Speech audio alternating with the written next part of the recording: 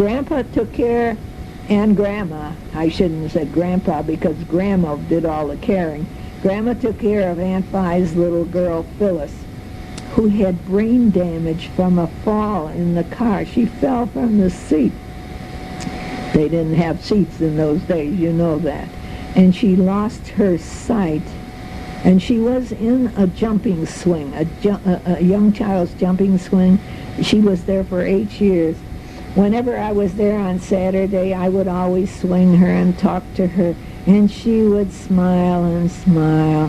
She couldn't talk. She was very fragile, but if you put your hand on her and talk to her, you know, oh yeah, she was smiling. At one time, an Italian lady came in to see Grandma, and she saw Phyllis. And she says, oh, poor little girl.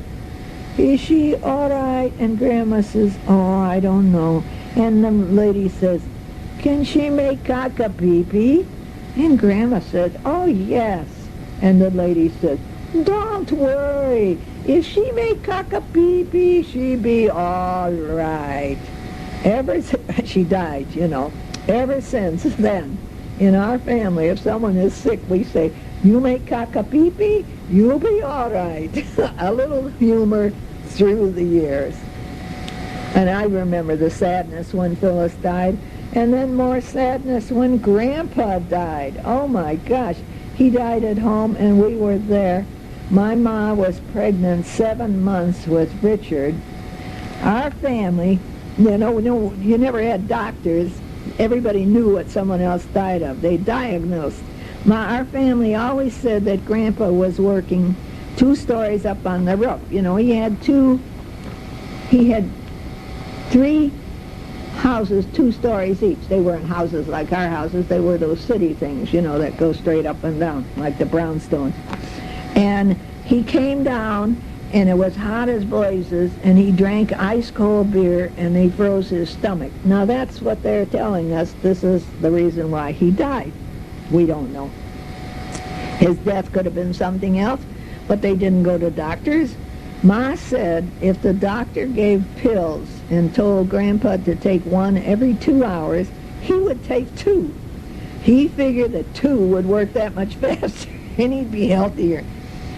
Oh gosh, at the funeral, was that something? Oh my God, you got to remember, we're Italians. Grandma, the Italian, very emotional.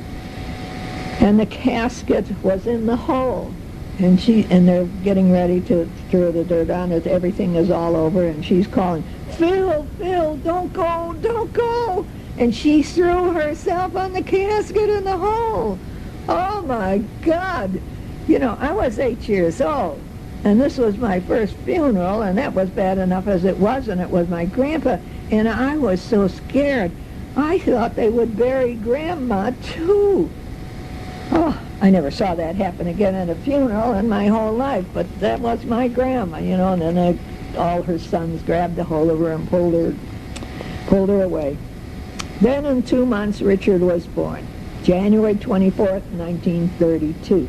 I was 8 years old, but even at 8, I could help Ma. I took care of Richard a lot.